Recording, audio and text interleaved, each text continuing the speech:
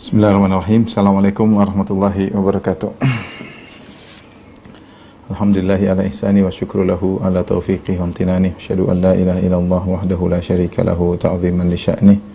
Wa asyhadu anna Muhammadan abduhu wa rasuluhu da'ila ridwani. Allahumma salli alaihi wa ala alihi wa ashabihi wa ikhwani. Ikhwan dan akhwat yang dirahmati Allah Subhanahu wa taala, para jamaah Masjid As-Sunnah Bintaro yang dirahmati oleh Allah Subhanahu wa taala. Kita melanjutkan bahasan kita tentang al-firaq. Pada pertemuan lalu telah kita bahas tentang al-kullabiyah, ya. Telah kita bahas bahwasanya al-kullabiyah membantah Mu'tazilah, namun terjebak dengan syubhat, ya, dalil a'rad, ya, bahwasanya tidak ada sesuatu yang baru bagi Allah menurut mereka, sehingga semua sifat-sifat ikhtiyariyah, sifat-sifat Allah Subhanahu wa taala, ya, seperti rahmat, seperti marah, kemudian ridha, ya, kemudian juga sifatul kalam, ya, semuanya ditolak, ya, tidak sesuai dengan akidah Ahlussunnah wal Jamaah. Tapi mereka menyatakan bahwasanya sifat-sifat tersebut ditakwil kepada sifat zatiyah, ya. Dan Ibnu Kullab, ya, diikuti oleh beberapa orang, ya, diantaranya oleh Abul Hasan Al-Asy'ari, ya, Abul Hasan Al-Asy'ari rahimahullahu taala, ya, yang kepada beliau lah Abul Hasan Al-Asy'ari rahimahullahu taala dinisbahkan kelompok Al-Asy'ariyah atau Asy'ariyah, yang mereka menisbahkan diri mereka kepada Abul Hasan Al-Asy'ari rahimahullahu taala.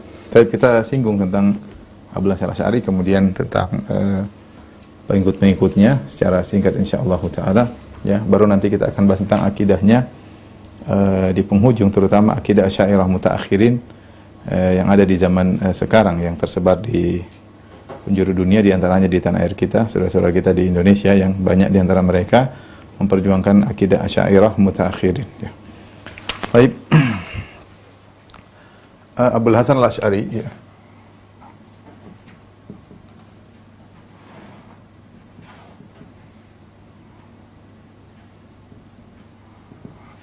namanya Ali bin Ismail, ya. Beliau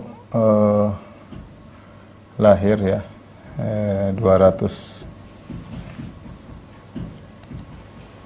mana Pak Husain?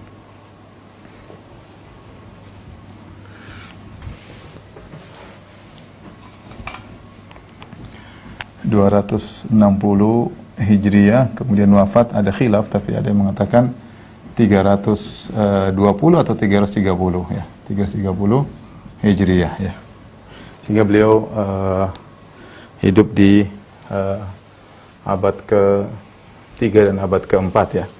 Disebut Al-Asy'ari, ya, adalah nisbah kepada, ini adalah nisbah kepada sahabat Abu Musa Al-Asy'ari, ya.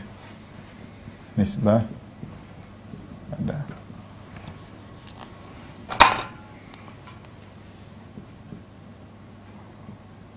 Abu Musa Al-Asy'ari.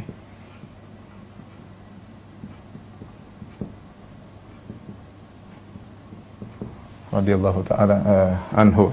Adapun kehidupan beliau, ya, beliau wallahu alam memiliki ayah yang di atas sunnah, oleh karenanya disebutkan ayah beliau, ya, Ismail, ketika akan meninggal dunia berwasiat kepada Abu Hasan Al-Asy'ari untuk belajar kepada Zakaria As-Sijzi, ya, atau Zakaria As-Saji, ya, Zakaria As-Saji, yang dia adalah bermadhab ahlul hadis, ya, bermadhab ahlus sunnah wal jamaah.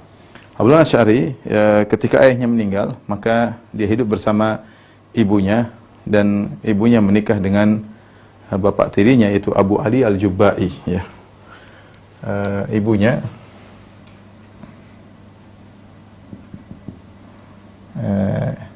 Ibunya menikah dengan tokoh Mu'tazilah namanya Abu Ali Al-Jubba'i.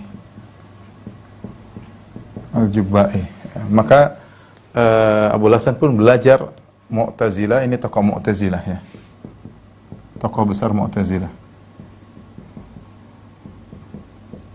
Sehingga beliau pun belajar Mu'tazilah kepada bapak tirinya.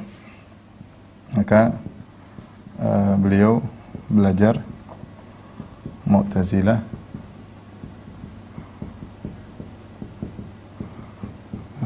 bapak tiri beliau ya. Nah, Abu Ali Al-Jubai ini punya anak, saya tidak salah baca tadi, namanya Abu Hashim Al-Jubai ya. Yang terkenal dengan Ahwal Abu Hashim ya. Abu Hashim Al-Jubai ini anaknya. Baik. Sampai akhirnya Abu Ali Abu Abul Hasan Al-Asy'ari rahimahullahu taala menetap dalam Mu'tazilah 40 tahun.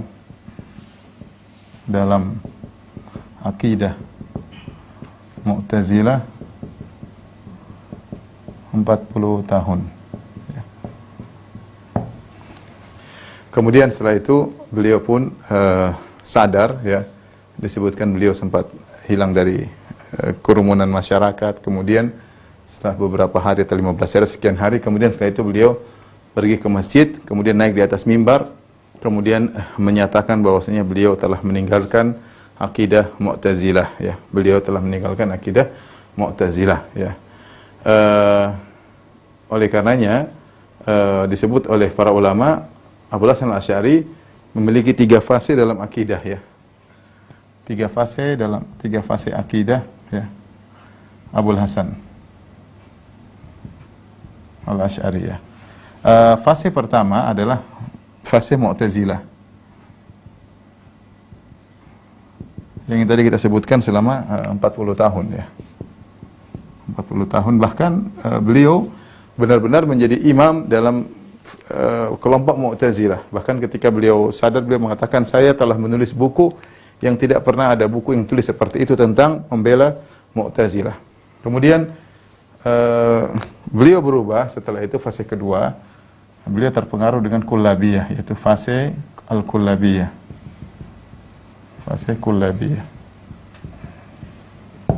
Fase Kullabiyah. Nah, kenapa Abu Hasan Asy'ari berubah jadi Kullabiyah? Ada banyak pendapat ya. Ada yang mengatakan beliau menimbang-nimbang dalil sehingga beliau melihat sepertinya tidak kuat sehingga akhirnya beliau berubah. Ada yang mengatakan beliau mimpi ditegur oleh Allah Subhanahu wa taala atau ketemu Rasulullah sallallahu alaihi wasallam. Ada beberapa sebab disebut kenapa beliau berubah ya.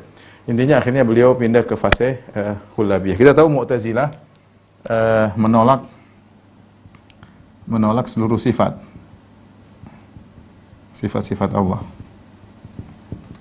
Ya. Baik sifat dzatiyah maupun fi'liyah. Sifat dzatiyah maupun apalagi fi'liyah. Ya, sifat dzatiyah atau fi'liyah atau ikhtiyariyah ya. Sifat dzatiyah seperti misalnya wajah ya.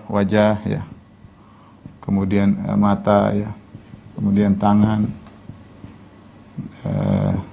Kemudian al-ulu, ketinggian Allah. Ya. Dan lain-lain. Ini semua ditolak oleh Mu'tazilah. Sifat ikhtiyariyah seperti rahmat ya. Semuanya harus ditakwil ya. Rahmat, kemudian murka, ghadab ya. Ridha ya. Istiwa dan lain-lainnya. Ini ditolak oleh Mu'tazilah. Kemudian Abul Hasan Al-Asy'ari ya berpindah pada mazhab Kullabiyah. Yang kita tahu mazhab Kullabiyah ya menetapkan seluruh sifat-sifat dzatiyah. Sifat-sifat dzatiyah. Ya, yang ini semua ditetapkan oleh Kullabiyah dan tetapi menolak seluruh sifat-sifat ikhtiyariyah. Apa itu ikhtiyariyah? Ikhtiyariyah itu sifat-sifat yang berkaitan dengan kehendak Allah. Disebut fi'liyah atau ikhtiyariyah. Seperti berbicara, jadi rahmat, murka, ridha, istiwa, berbicara, kalam. Ya, ini semua adalah sifat-sifat ikhtiyariyah. Kapan Allah berbicara, maka Allah berbicara. Kapan Allah rubah topik, kapan terserah Allah. kapan Allah ridho, terserah kapan Allah rahmat, kalau ada sebabnya Allah rahmat, dan seterusnya ya. Ini ditolak oleh dua-duanya, seluruh sifat baik zatiyah maupun ikhtiyariyah ditolak oleh Mu'tazilah. Adapun Kullabiyah, mereka menetapkan seluruh sifat zatiyah. Ibnu Kullab menetapkan sifat wajah, mata, tangan, ketinggian Allah dan lain-lain dia tetapkan. Adapun sifat ikhtiyariyah maka ditakwil menjadi sifat zatiyah ya. Ada dua metode menghadapi sifat ikhtiyariyah. Bisa ditakwil menjadi sifat zatiyah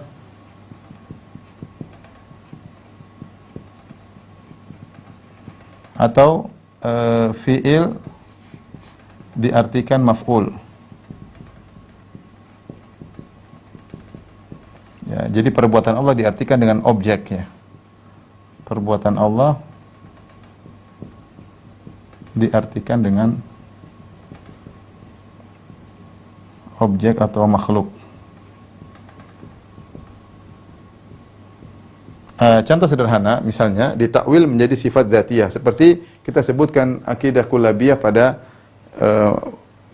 akidah al-muwafat, seperti ridha. Menurut Kullabiyah, ridha Allah itu bukan sifat ikhtiyari. Jadi nggak ada namanya ikhtiyariyah.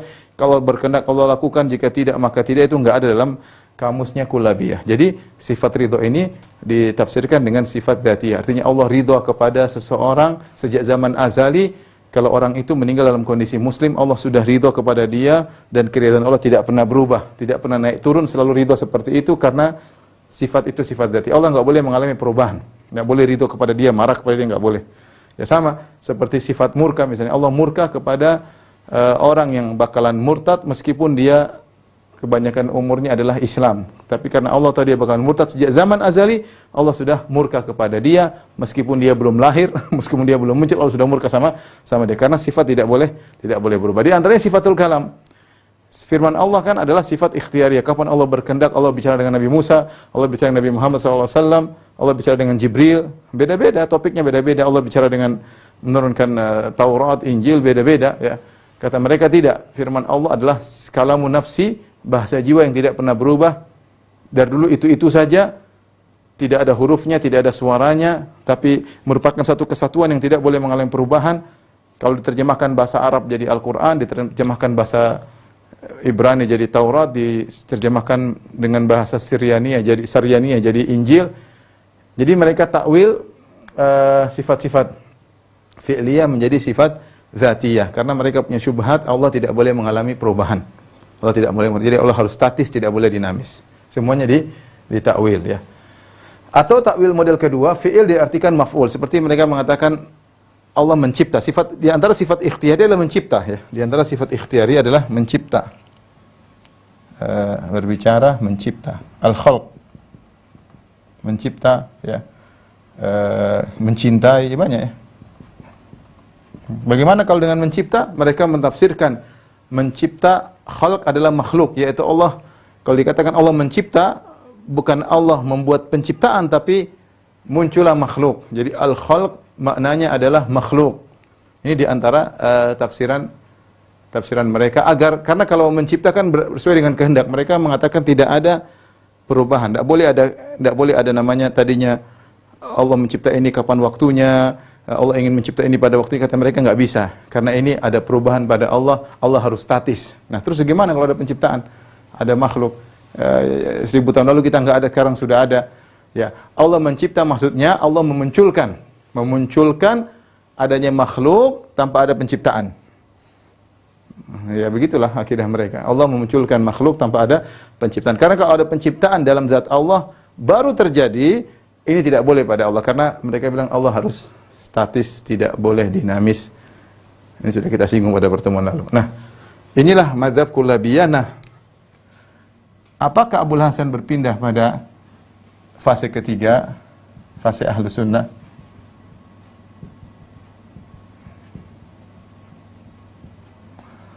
Maka ini ada khilaf di kalangan para ulama. Ada khilaf di kalangan para ulama. Di kalangan para ulama Ahlus Sunnah ada khilaf tentang bagaimana kondisi Abu Hasan Al-Asy'ari, apakah dia berpindah dari marhalah kullabiyah kepada marhalah Ahlussunnah wal Jamaah? Sebagian ulama mengatakan iya, ya. Iya, dia pindah. Ya, di antaranya pendapat adalah Ibnu Katsir, ya. Berpendapat demikian, ya. Az-Zahabi juga mengisyaratkan akan hal tersebut, ya. Adapun yang mengatakan tidak di antaranya Ibnu Taimiyah, kemudian Ibnu Qayyim, ya. Ulama sekarang seperti Syekh Utsaimin, ya, Utsaimin rahimahullah. Ya, mereka berpendapat ulama sebelum Ibnu Taimiyah misalnya As-Sijzi,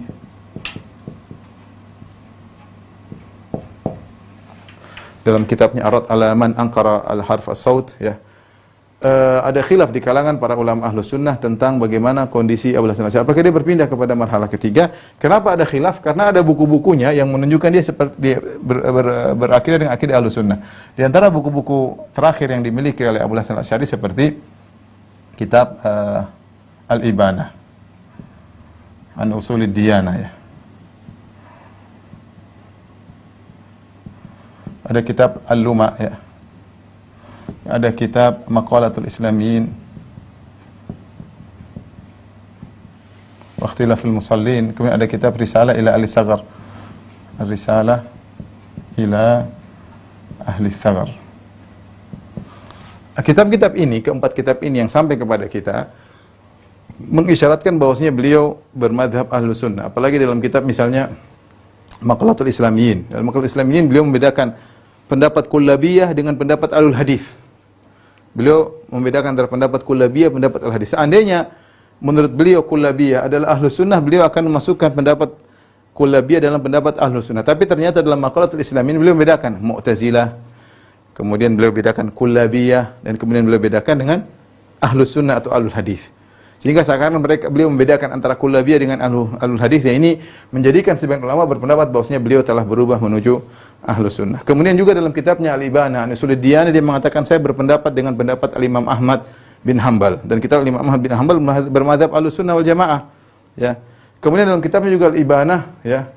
Jadi dalam Ibanah juga beliau membantah Mu'tazilah yang mengatakan bahwasanya Allah menciptakan Al-Quran itu Allah ciptakan suara di udara atau suara di pohon didengar oleh Nabi Musa. Dibantah oleh Abu Hasan Al-Asy'ari mengatakan bahwasanya itu firman-firman Allah.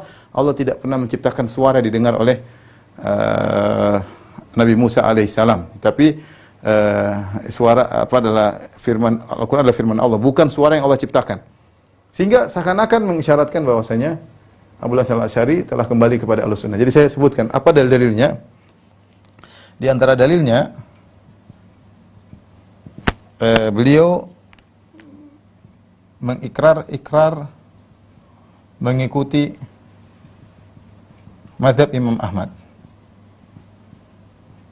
Ini dalam kitabnya dalam kitab beliau Al-Ibanah. Kemudian di antaranya beliau membedakan antara akidah kullabiyah dengan akidah Ahlul Hadis.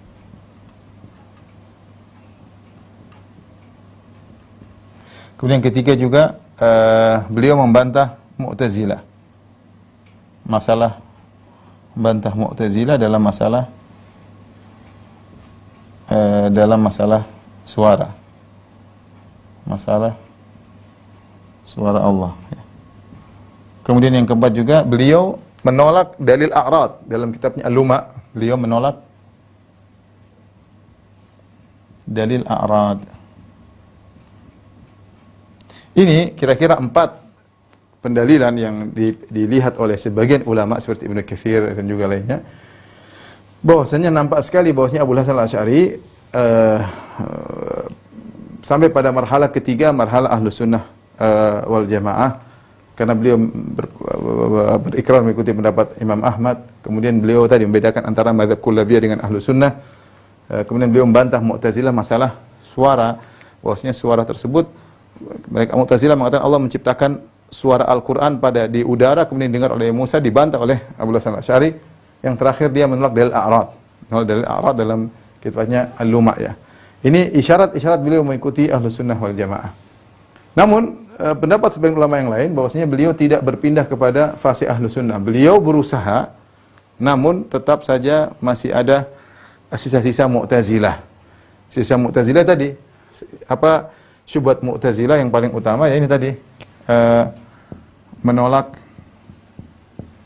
sifat ikhtiyariyah.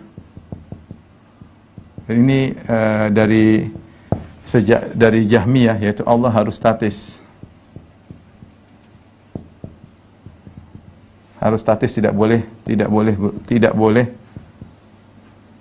mengalami, tidak boleh berubah. Ini gampangannya seperti ini, syubhat ya. Sudah kita bahas. Baik, perhatikan adapun pendapat Ibnu Taimiyah, Ibnu Qayyim As-Sijizi, mereka berpendapat bahwasanya seperti kata As-Sijizi bahwasanya raja anil furu' wa thabata fil usul. Ya, kata As-Sijizi bahwasanya Abu Hasan Al-Asy'ari meninggalkan pendapat-pendapat yang salah dari Mu'tazilah, ya, tetapi pada masalah furu', masalah usul dia masih bertahan pada pokok-pokok pemikiran Mu'tazilah, di antaranya dalil a'rad dan yang lainnya. Tapi kenyataannya setelah kita membaca buku Maqalatul Islamin, kemudian Risalah ila Ahli Thaghar, Al-Ibanah, tetap aja masih ada syubhat tersebut, ya, syubhat-syubhat, sehingga dalam masalah sifatul kalam beliau juga ada mengarahkan kepada sifat dzatiyah. Ketika beliau berbahas juga dalam Risalah ila Ahli Thaghar berbicara tentang misalnya sifat ridha, dia ada menetapkan muwafat seperti kullabiyah, sehingga Allah alam bisawab bahwasanya boleh kita katakan beliau berusaha ya, namun tetap saja masih ada sisa-sisa Mu'tazilah ya. Jadi yang benar adalah pendapat ini ya, bahwasanya beliau sudah berusaha ya, namun ya, tetap ada sisa-sisa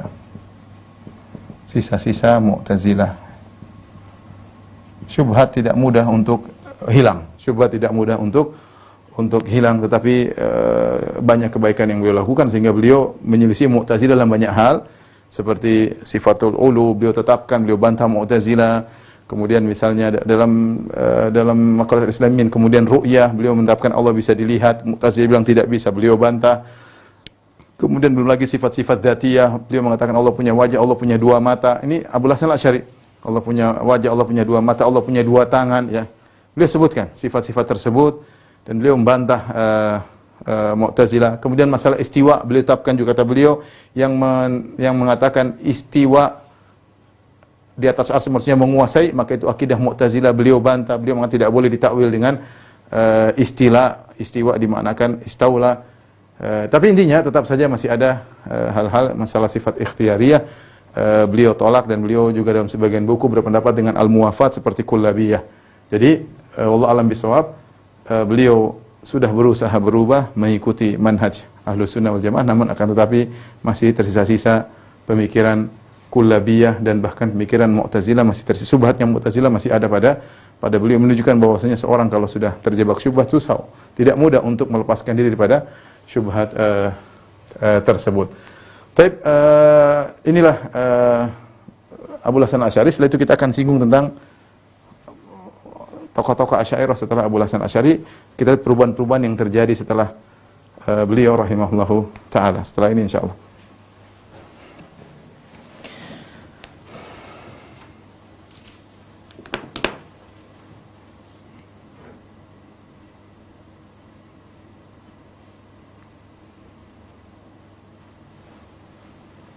Tolong dihapus.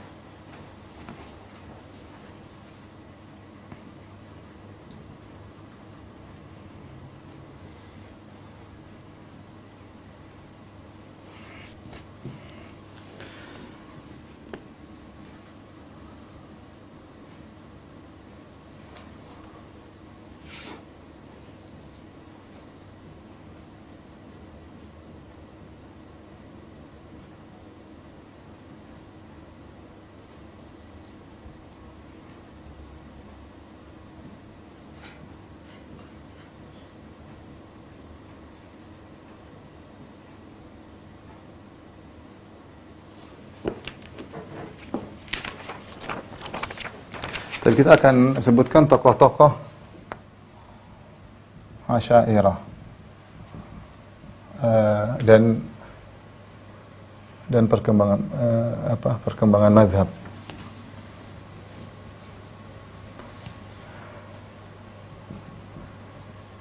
Dari perubahan mazhab.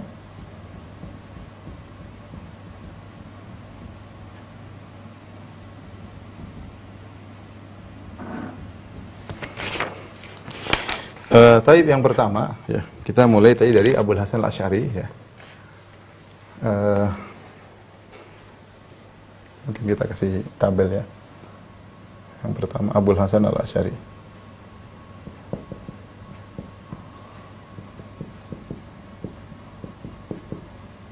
Tadi wafat 330 Hijriah, ya. Nomor 1, ya. Taib, apa pemikirannya? Ya. Pemikirannya ya, menetapkan seluruh sifat dzatiyah. Sifat dzatiyah maksudnya beliau menetapkan wajah, kemudian kedua tangan, ya, menetapkan sifat tinggian al-ulu, ya, dan lain-lain, ya. Kemudian bahkan dua mata, ini disebutkan dalam buku-buku beliau, menetapkan seluruh sifat dzatiyah, tetapi tetap mentakwil atau ya mentakwil sebagian sifat-sifat fi'liyah atau ikhtiyariyah.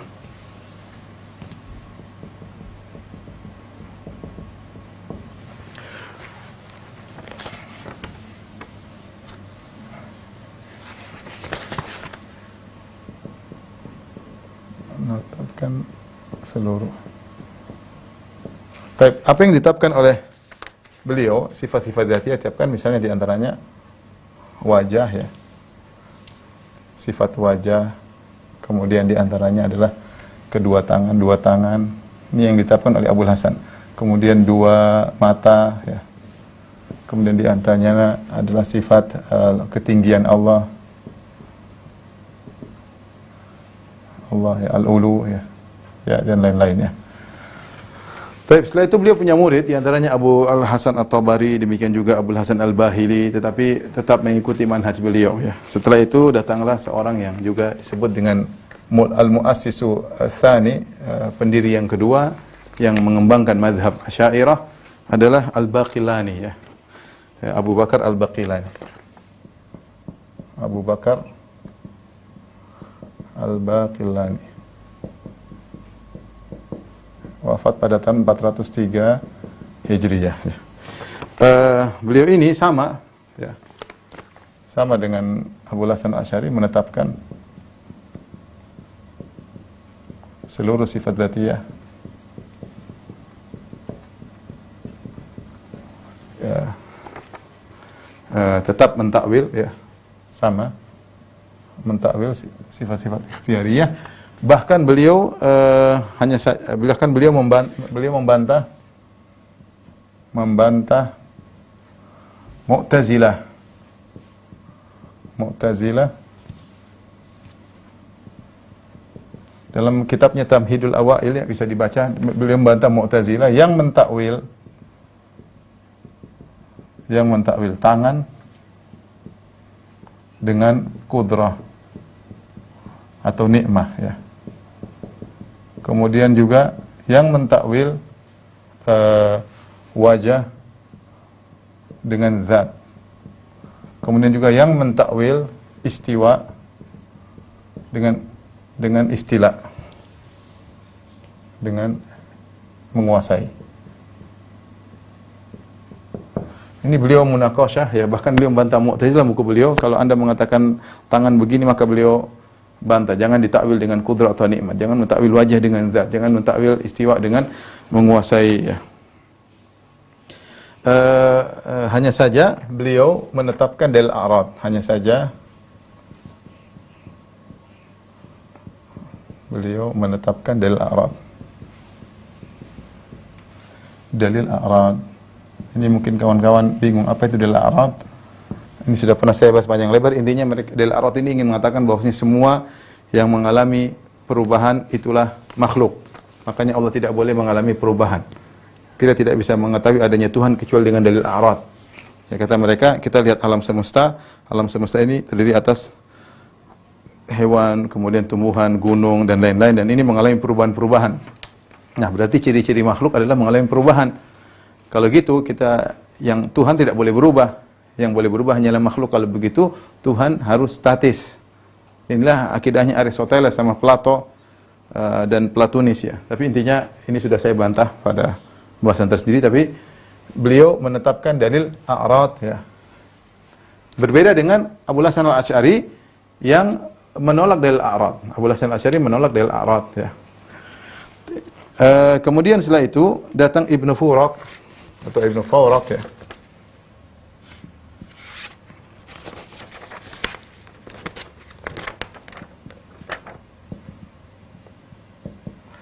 Yang wafat 406 Hijriah ya. 406 Hijriah ya. Ada perubahan di sini menetapkan seluruh menetapkan sifat-sifat zatiyah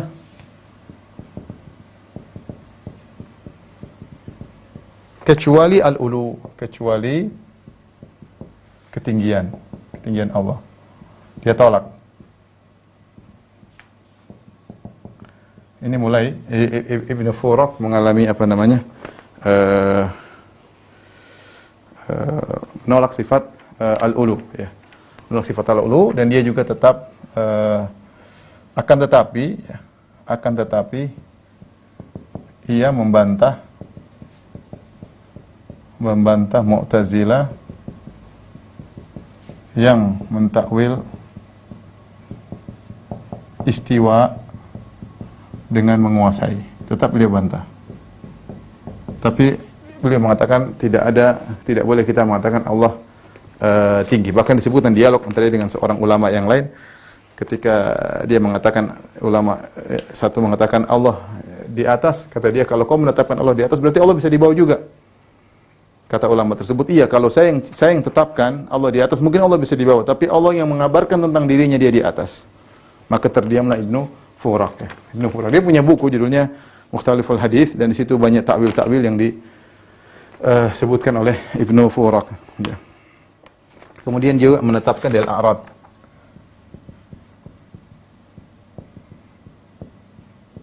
Dalil a'rad. Baik, setelah itu datang Abdul Qahir al-Baghdadi yang punya buku Al-Farqu Bainal Firaq. Abdul Qahir al-Baghdadi wafat 429 Hijriah. Beliau mengatakan ya, beliau yang pertama kali mentakwil, menetapkan sifat-sifat zatiyah tapi mentakwil sifat zatiyah. Beliau mentakwil. Kata beliau, wajah sama dengan zat. Wajah maksudnya adalah zat. Kemudian tangan maksudnya kudrah. Kemudian mata maksudnya melihat. Mulailah ada pentakwil. Jadi pertama kali yang mentakwil sifat-sifat zatiyah adalah Abdul Qahir al-Baghdadi. Abdul Qahir al-Baghdadi. Kemudian datang Al-Baihaqi ya. Al-Baihaqi ma'ruf ahli hadis ya. Yang wafat pada tahun 458. Dia akidahnya mirip dengan Abu Hasan al-Asy'ari ya. Sesuai dengan akidahnya Al-Baqillani ya. Tidak mentakwil sifat-sifat dzatiyah. Tidak mentakwil dzatiyah. Bahkan dalam sebagian dia mengatakan ketika dia membahas hadis tentang Rasulullah sallallahu alaihi wasallam dalam hadis yang sahih ketika membaca firman Allah, "Innallaha ni'ma ya'idukum bih." Sungguhnya Allah sebaik-baik beri nasihat kepada kalian. Innallaha kana sami'an basira. Sungguhnya Allah Maha mendengar lagi Maha melihat. Abu Hurairah mengatakan, "Fara'aitu Nabi sallallahu alaihi wasallam yad'u ibhamahu ala udhunihi wallati taliha ala ainihi." Aku melihat Nabi meletakkan tangannya di telinganya, jempolnya di telinganya dan telunjuknya di matanya. Ya. Menunjukkan Nabi menetapkan sifat Allah melihat dan mendengar bahwasanya itu hakiki. Maka Al-Baihaqi mengomentari dengan mengatakan dalil bahwasanya Allah benar-benar melihat dan Allah benar-benar mendengar. Kenapa? Karena Nabi beri isyarat ke telinganya dan ke matanya, dan ini jangan diartikan melihat dan mendengar dengan ilmu, mengetahui, beda. Seandainya kalau Nabi SAW maksudnya Allah mendengar dan melihat adalah mengilmui, Nabi akan tunjukkan ke hatinya, bukan ke telinga dan matanya. Ketika Nabi menunjukkan ke telinga dan matanya, menunjukkan Nabi menetapkan Allah memiliki sifat yang hakiki, benar-benar melihat, benar-benar mendengar, ya. Karena Asy'ariyah mutaakhir nanti mentakwil, mereka mengatakan bahwasanya melihat dan mendengar itu bukan melihat mendengar tapi mengilmui. Ditakwil dengan sifat ilmu. Dibantah oleh Al-Baihaqi. Kemudian setelah itu datang Al-Juwaini. Ini yang mengalami banyak perubahan. Al-Juwaini, Abul Ma'ali Al-Juwaini.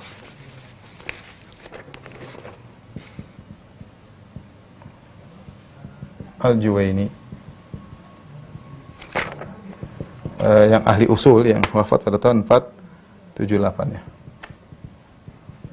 Maka dia memberikan perubahan. Intinya dia kembali kepada mazhab Mu'tazilah. Mulai kembali ke mazhab Mu'tazilah.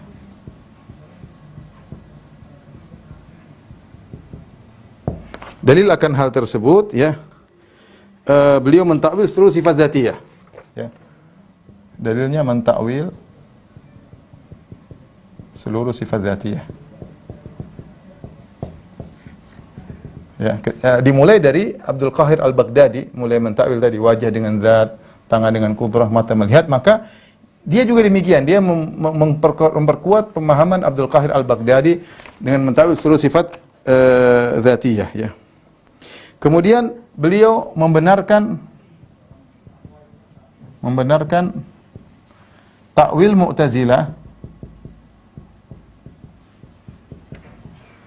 istiwa dengan menguasai, istila. Ini dalil beliau kembali, malah yang ini dibantah oleh nenek moyang mereka, ya.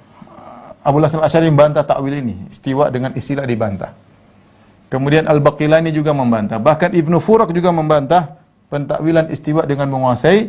Nah, Abul Ma'ali Al-Juwaini malah menetapkan, dia bilang benar di takwil istiwa dengan istila. Bahkan dia menyebutkan dalil-dalil untuk mendukung pendapat Mu'tazilah, ya. Kemudian juga selain itu dia menetapkan, membenarkan pernyataan Mu'tazilah bahwa yang didengar oleh Nabi Musa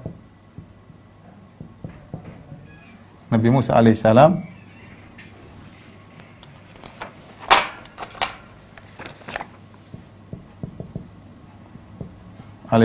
ya,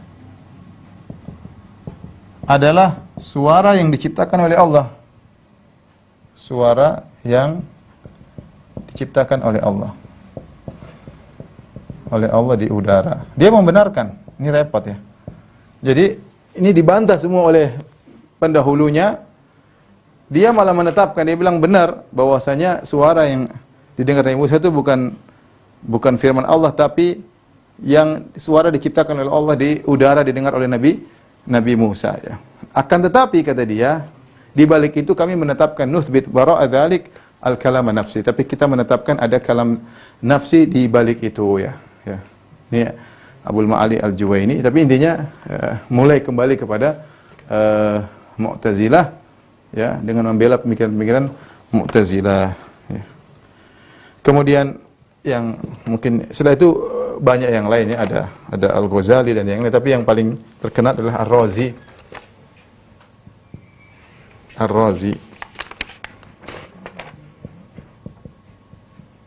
Ar-Razi. Ar-Razi wafat 606 Hijriyah. Ar-Razi mencampurkan bahkan terpengaruh dengan filsafat. Ya. Makanya Ar-Razi ini pikirnya seperti Jahmiyah. Makanya ketika Ibn Taimiyah membantah Ar-Razi, ya, dalam kitabnya Bayan Talbisil Jahmiyah, itu membantah buku Ar-Razi dulunya Asasut Taqdis. Asasut Taqdis tipis, ya. Dibantah oleh Ibn Taimiyah dengan kitabnya Bayan Talbisil Jahmiyah, dicetakkan dulu 2 jilid, sekarang cetak 8 jilid. Ibn Taimiyah menamakan Ar-Razi dengan Jahmiyah. Kenapa? Karena ternyata Ar-Razi ini terpengaruh benar dengan filsafat, ya. Dia perhatian sama buku-bukunya Ibn Sina, ya. Dengan buku-buku Ibn Sina, mengagungkan Aristoteles,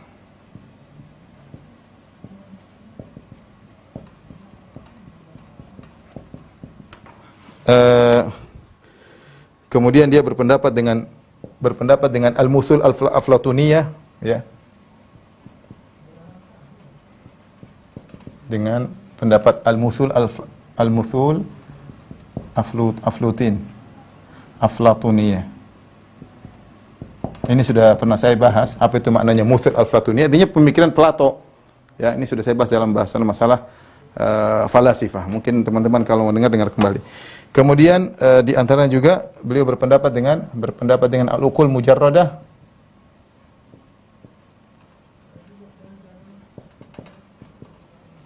Al-uqul al-mujarradah.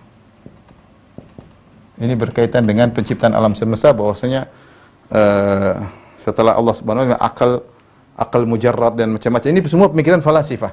Yang paling parah, dia berpendapat bahwa bintang-bintang, planet-planet, bintang-bintang ada ruhnya. Ada ruhnya dan bisa diajak berbicara. Dan punya pengaruh dengan kejadian alam. Punya pengaruh dengan kejadian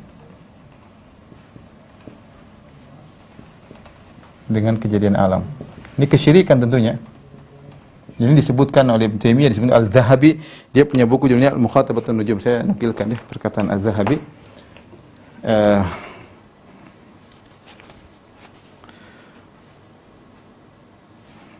Al-Zahabi berkata, ya, di Al-Mizan, ra'sun fi dzaka. Ar-Razi ini cerdas banget, ra'sun fi dzaka wal aqliyat, akalnya pintar sekali dalam pemikiran. Lakinnahu uri anil athar, tetapi dia kosong dari dalil. Kosong, tidak ada dalil, kalau bicara enggak pakai dalil. Walahu tashkikat ala masail min da'aimiddin, bahkan dia bikin keraguan-keraguan terhadap masalah-masalah yang merupakan pokok-pokok agama. Itu banyak dalam tafsir beliau bikin syubhat. Sering bikin syubhat dan bikin keraguan-keraguan tentang pokok-pokok agama, ya.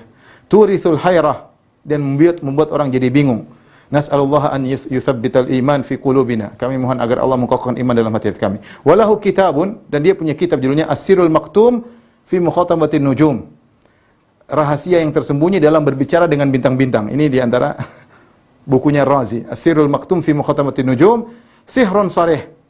Dan kata Adzabi, ini sihir yang nyata. Sihir yang nyata, perdukunan. Ya, ini terpengaruh karena orang filsafat mengatakan bahwasanya planet-planet itu memiliki ruh. Dan ini kita jelaskan ketika kita membahas tentang pemikiran Farabi. Ini diambil dari pemikiran siapa? Pemikiran Platonis, yaitu Aflutin, ya, dalam Platonis yang memiliki pemikiran al-faidul ilahi, ya, di mana akhirnya mengantarkan kepada planet-planet itu punya ruh dan yang lainnya. Dan itu Razi terpengaruh. Razi terpengaruh, tetapi kata Az-Zahabi, ya, fala'allahu taba min ta'lifihi insyaallah taala. Semoga dia taubat, dan dalil menunjukkan seakan-akan beliau telah bertobat. Tapi maksud saya, ini Ar-Razi, inilah yang kalau boleh saya katakan mengembalikan Asy'ariyah kepada mazhab Jahmiyah. Jahmiyah atau Mu'tazilah sama. Jadi inilah perubahan-perubahan Asy'ariyah yang sekarang yang tersebar adalah kebanyakan pemikiran Ar-Razi dan Al-Juwaini yang tersebar di masyarakat. Adanya sifat 7 saja ya, atau sifat 13, sifat 30. Nanti akan kita jelaskan insyaallah pada pertemuan berikutnya. Oleh karenanya sampai As-Sanusi dalam Ummul Barahin juga mengingatkan tidak boleh membaca buku-buku Ar-Razi karena terpengaruh dengan filsafat. Bahkan Ar-Razi dalam kitabnya Asasut Taqdis ketika dia berbicara tentang sifat ulu, dia tolak sifatul ulu. Padahal dalil begitu banyak. Kemudian dia berkata, "Man arada an yashra' fil ma'arifi al-ilahiyyah falyuhdits atau falyastahdhir li nafsihi fitratan ukhra." Barang siapa yang ingin masuk dalam pembicaraan masalah ilahiyah, ketuhanan, teologi, maka hendaknya dia buat fitrah yang baru, fitrah yang lama dia buang. Kenapa? Karena fitrah manusia Allah di atas. Dan itu dalilnya terlalu banyak. Dia bilang, karena dia bantah, dia bilang Allah tidak di atas. Karena ini melazimkan gini, melazimkan gini, melazimkan gini. Akhirnya dia untuk membantah dalil fitrah, dia mengatakan kalau Anda ingin berbicara tentang Tuhan, fitrah itu dibuang. Bikin fitrah yang baru. Sebagaimana perkataan Aristoteles. Dia nyebutin perkataan Aristoteles, dinukil dari Aristoteles. Bukan dari Nabi, bukan dari Aristoteles. Ya. Kemudian dia juga punya terkenal dengan Al-Qanunul Kulli, bahwasanya kalau pertentangan antara akal dengan dalil, maka akal yang harus didahulukan, yang dibantah oleh Ibnu Taimiyah dalam bukunya Dar'u Ta'arudil Aql wan Naql, sekitar 9 jilid atau 11 jilid ya. Dan itu adalah pemikiran Ar-Razi. Nah, Asy'ariyah zaman sekarang ya berbeda dengan nenek moyang mereka, Abu Hasan Al-Asy'ari. Lihat, Abu Hasan Al-Asy'ari menetapkan seluruh wajah. Sekarang Asy'ariyah zaman sekarang enggak ada yang menetapkan wajah, 2 tangan, 2 mata, ketiga, enggak ada. Semua menolak. Terus Anda bernisbah kepada Abu Hasan Al-Asy'ari sementara Anda menyelisihi pemikiran Abu Hasan Al-Asy'ari. Abu Hasan berpikir demikian. Buku-bukunya jelas sampai kepada kita. Ada Al-Ibana, Al-Usuluddin, ada Al-Luma, ada kitab Risalah ila Al-Thaghar, dan ada juga kitab Maqalat Islamiyyin, jelas. Nah, Anda Asy'ariyah zaman sekarang terus ikut nenek moyang Anda Abu Hasan Al-Asy'ari tidak seperti itu. Ya. Coba inilah baca kembali buku-bukunya. Baca kembali buku-bukunya. Kemudian juga setelah itu Al-Baqilani juga demikian menetapkan sifat-sifat, bahkan munaqasyah, membantah. Orang-orang yang mentakwil tangan dengan kudrah dia bantah, mentakwil wajah dengan zat dibantah, mentakwil istiwa dengan menguasai al-qahar wal ghalabah dibantah ya. Kemudian berjalan sampai muncullah Al-Juwaini. Al-Juwaini mulai mengembalikan mazhab Asy'ariyah kepada mazhab Mu'tazilah. Kemudian muncul lebih parah Ar-Razi kembalikan Asy'ariyah kepada mazhab Jahmiyah atau mazhab Mu'tazilah. Dan inilah yang tersebar di rata-rata zaman sekarang, terutama di tanah air kita. Al-Asy'ariyah yang Juwaini atau Ar-Razi. Adapun Abu Hasan Al-Asy'ari, Al-Baqilani mereka tidak ikuti ya. Oleh karenanya mereka sangat getol menolak sifat Allah di atas, berarti itu fitrah, karena mereka meyakini kalau mengatakan Allah di atas berarti kufur. Mereka bilang demikian, ini kufur, mengatakan Allah di atas kufur ya. Karena kalau Allah di atas berarti begini, berarti seperti makhluk, berarti ya seperti, padahal ayat begitu banyak menetapkannya ya. Taib. Ikhwan dan akhwat yang dirahmati subhanahu ini sekitar sejarah tentang mazhab Asy'ari, perkembangannya ya. Dari situ sebagian ulama mengatakan kenapa Syekhul Islam Ibnu Taimiyah rahimahullahu taala getol menjelaskan tentang pemikiran mazhab Asy'ari ya. Kemudian beliau juga bahkan membantah pemikiran misalnya falasifah, padahal di zaman beliau kekuatan falasifah tidak banyak ya. Hanya sedikit. Kemudian beliau juga membantah tasawuf dengan kencang. Beliau bantah dengan tegas, dengan jelas. Karena sebagian ulama berpendapat karena Asy'ariyah di zaman beliau tercampur-campur kemasukan pemikiran falasifah, kemasukan pemikiran tasawuf ya. Seperti itu. Jadi perlu dibantah dari akar-akarnya seluruhnya untuk memurnikan mereka, jangan mereka terpengaruh dengan pemikiran-pemikiran di luar seperti tasawuf dan juga pemikiran-pemikiran falasifah sebagaimana yang dibawa oleh Ar-Razi ya. Baik, ini saja sebagai muqaddimah tentang sejarah berdirinya mazhab Al-Asy'ariyah. Ini hanya kita berputar mengenai masalah sifat. Tentunya mereka punya mazhab juga tentang masalah takdir, masalah iman, tapi tidak kita bahas. Insyaallah kita bahas pada kesempatan yang lain. Tapi kalau mungkin ada yang bertanya, saya persilakan. Wallahu ta'ala alam bisawab.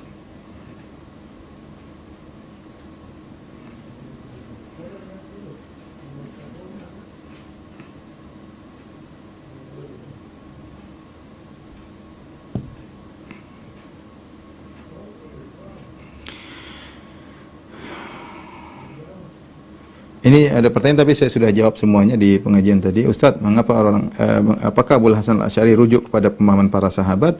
Jawabannya dia berusaha, dia menyangka pemahaman yang benar seperti itu, tapi rupanya dia masih terjebak dalam pemikiran kullabiyah. Bahkan dalam kitabnya Risalah Ilal Atsakir, bahkan dalam kitabnya Al-Ibanah. Tapi memang ada sebagian nukilan beliau yang seakan-akan beliau berlepas diri di mazhab Asy'ariyah, seperti ketika berbicara tentang masalah kalamullah. Ketika beliau membantah Mu'tazilah, seakan-akan beliau menetapkan al-harf wa saut, bahwasanya Allah berbicara dengan suara, dengan huruf, ya, sebagaimana yang dijelaskan oleh Al-Imam Al-Bukhari dalam kitabnya Khalqu Af'alil Ibad. Tetapi setelah diteliti lagi ternyata tidak, beliau hanya membantah poin bahwasanya Allah menciptakan suara di udara dengan menolak bahwasanya firman Allah adalah makhluk, tapi ternyata beliau masih terjebak dengan mazhab kullabiyah.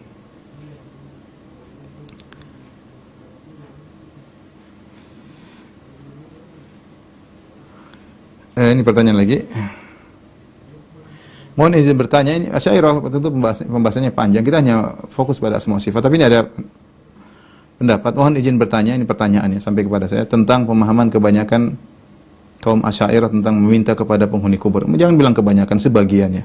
Tentang minta kepada penghuni kubur karena mereka berdalil dengan surat Al-Imran ayat 169, la tahsabanna alladziina qutilu fi sabilillahi amwatan bal ahya'un 'inda rabbihim yurzaqun. Ya, jangan kau sekali-sekali mengira orang yang sudah gugur di jalan Allah itu mati, sebenarnya mereka itu masih hidup di sisi Tuhannya mendapat rezeki. Seakan-akan orang soleh yang sudah wafat ini justru semakin dekat, hebat, sakti karena berada di sisi Allah setelah mereka wafat. Sehingga kita meminta kepada orang soleh tersebut, meninggal tersebut, maka akan lebih mudah dikabulkan. Jawabannya Allah menjelaskan ya, mereka mati syahid ya.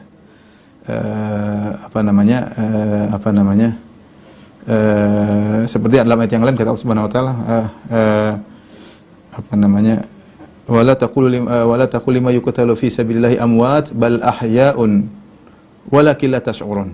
Bal ahya'u walakin la tash'urun. Kata Allah, jangan kalian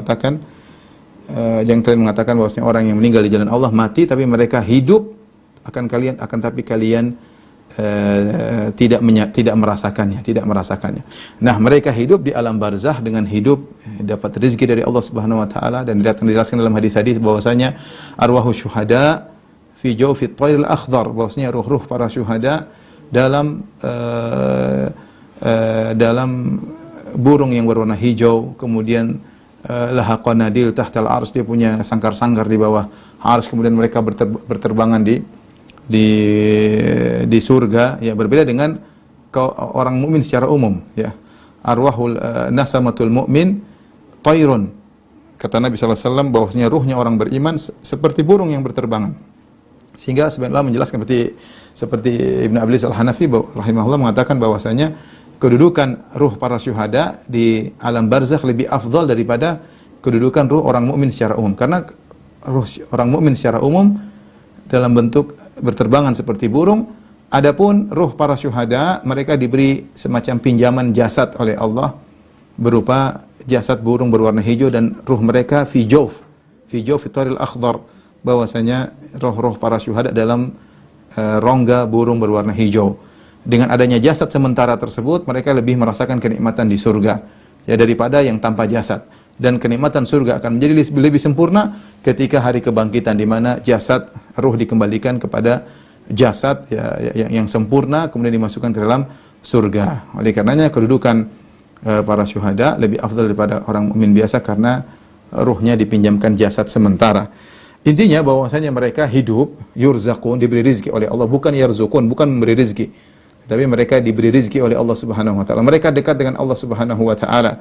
Tetapi kehidupan mereka walakin la tash'urun, tapi kalian tidak sadari, sehingga mereka hidup tapi bukan hidup dunia. Kalau mereka hidupnya seperti alam dunia, maka akan berlangsung hukum-hukum yang ada di dunia. Contohnya, kalau mereka masih hidup, tentu istrinya tidak boleh dinikahi. Berarti istrinya belum janda. Mereka masih hidup di dunia, jalan-jalan ketemu istrinya misalnya.